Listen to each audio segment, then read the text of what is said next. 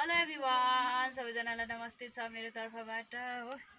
आज म दिनारी टिप्न आइरहेको छु दिदीको बारीमा हो। हेर्नुहोस् न, यहाँ दिनारीहरू पुरा फलिरहेको छ गाइस। दिनारी है, यो चाहिँ दिनारी दिदीहरूको बारीमा पुरा फलिरहेको रहेछ।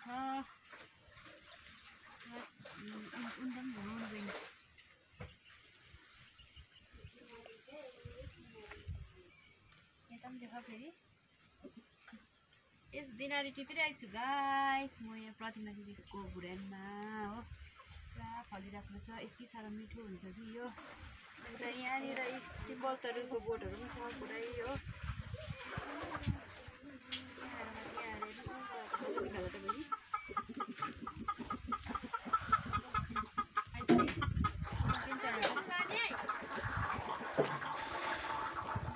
होइन खानुलाई यहाँ माथि न उता के खानु कति पेउ न त कति कुत्यो त्यो मेरो होइन ए उ म नदेख यता यहाँ माथि यस दिनारी टिप्दैछु है मैले गाइस। गाई नबोला यता पनि खिच त दामी भइरहेछ हेर्नु नि, सिम्बलहरूको झ्याङहरू दामी भइरहेको छ। गाईहरु नबोला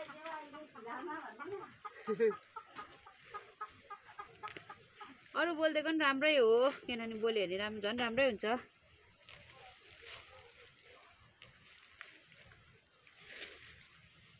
दिनारी साग सिम्ला खाँदा हुँदै देखाउला आउँदा मलाई खिच ल, टिप्दै गरेको घरमै गर ल।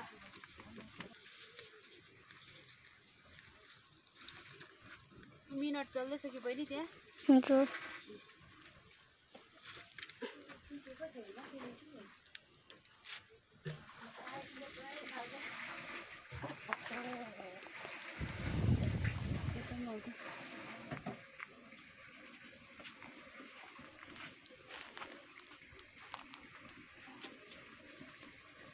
एकदम दामी फलिरहेको रहेछ है। दिनारी चाहिँ एकदम फल्यो भने पनि अब उम्रिरहेको रहेछ।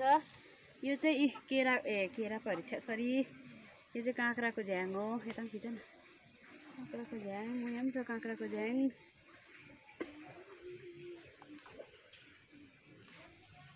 बहिनी हुँदैछ, मुनि प्लिक हुँदैछ। हजुर हेर्नुहोस् गाइस, यहाँ दिनारी दामी भइरहेको छ।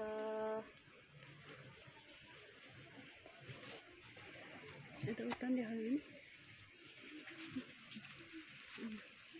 कति मजाको यहाँनिर सिम्बल तरुल छ हो। पछि अत्रो फल्छ सिम्बल। यता उराले आउँछ नि,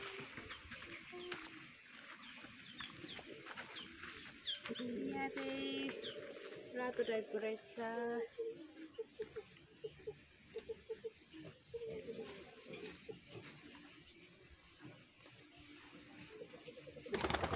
त्यो पनि दामी हुन्छ गाइस।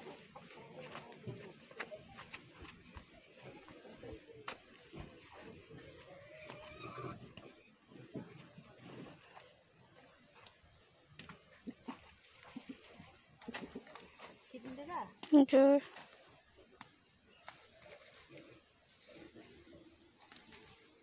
दिनारी दामी छ, यति साह्रो मिठो हुन्छ कि दिनारी चाहिँ।